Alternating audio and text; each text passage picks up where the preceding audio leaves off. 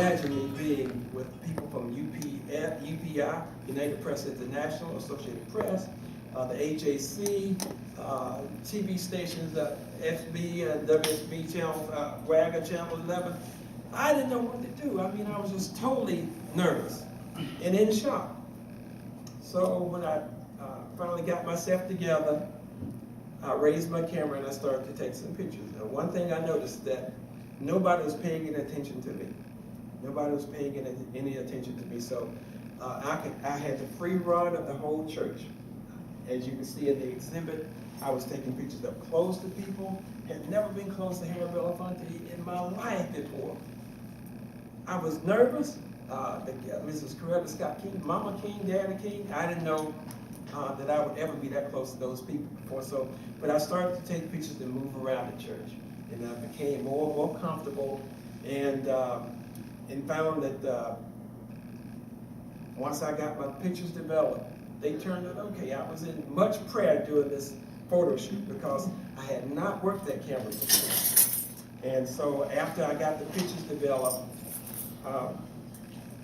it turned out pretty good. Now, the story behind all of this taking place is once I took the photographs and we were looking at the small snapshots, I think the Lord gave me the common sense to hold on to my negatives. I was a little young boy, country boy from Fairmount, Georgia, at Clark, but I kept my negatives. And any good photographer will tell you that if he or she can keep those negatives, that's the key to developing anything in the future. Prints have a tendency to kind of like fade, go gray or whatever. But if you can keep your negatives in a dark, cool, dry place, then you'll be all right.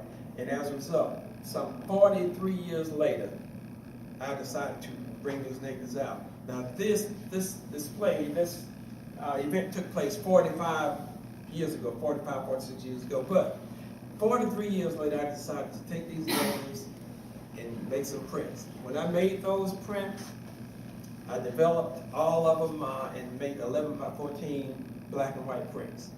Put them up in my house in Southwest Atlanta and kept them there. You couldn't see them. I could see them, but they were my prints. So I was talking with some people on Facebook, some friends on Facebook, and they suggested that maybe you should do something more than your home, so that they share these photographs with the world. That's how this came about. Now, the Smithsonian Institution in Washington, D.C. got wind of this exhibit in Atlanta. And the way I got to the Smithsonian was by way of rejection. By way of rejection. I had written them, contacted some people at the Smithsonian. They thought I was trying to sell books. I wasn't trying to sell books, but they thought I was trying to sell books. So I wrote, they sent me a letter saying, well, Mr. Henry, we appreciate your efforts, your opening up this avenue of communication with the Smithsonian. We appreciate it. We thank you very much, but at this time we're not interested in purchasing books. And you got kind of a nice rejection letter. Very nice rejection letter. But so I rethought what I was going to do, retool my thinking, and wrote them back and said, oh, wait a minute, I'm not trying to sell you books. What I have is a collection of photographs of Dr. Martin Luther King's first ecumenical service, which I have Googled, and I have not found any more on. If you Google it yourselves, you will not find it. I hope you do find something, but I didn't find anything. So they wrote me back and said, we might be mildly interested in that. So next thing I knew, Jacqueline Serwer, who is now the chief curator at the Smithsonian in Washington, D.C. Do you know her? You know Miss Serwer? Okay. Got a plane, flew to Atlanta, and came to my little house in Southwest Atlanta. So here I am, like I said, a little boy from Clark Atlanta University, with a collection of photographs that he's shared with no one else. And as Miss Serwer walked around, she walked around all the photographs, looking at everything, never said one word. I was nervous as I could be. She never said anything, just looking at, and like this, looking at the photographs. When she finished looking at the pictures, she said, Mr. Henry, the Smithsonian would love to have this collection. And that just made me smile. I was just as happy as I could be. So the original 11 by 14 photographs that were done from my original negatives are now at the Smithsonian in Washington, D.C. They will be a part of the those original prints will be part of the new National Museum of African American History and Culture that's slated to open in 2015, next year.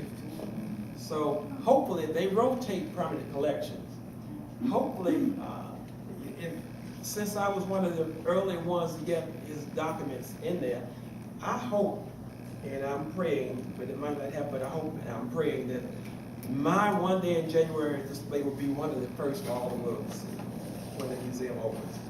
And if not, you can still go to the Smithsonian, request this work, and they can pull it out and you can see it. It's all documented. And it's there for the rest of everybody's lives in this room.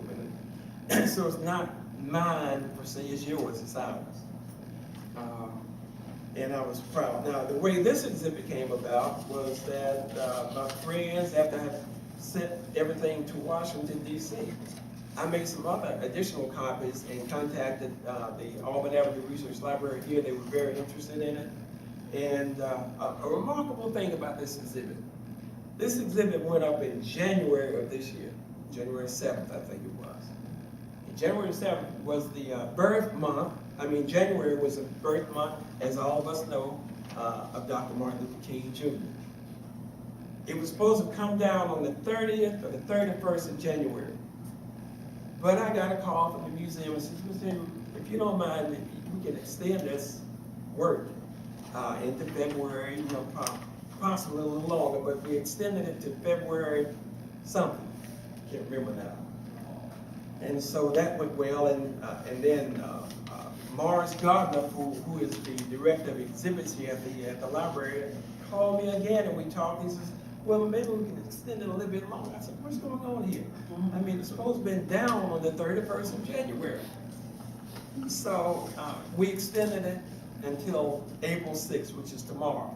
Now, April is the anniversary month of Dr. King's death. So we didn't have, Morris didn't know about it. We didn't have control. I didn't know about what was happening with this extending this exhibit, but that's ironic that it went up on his in his birth month, and it's coming down the month of his assassination.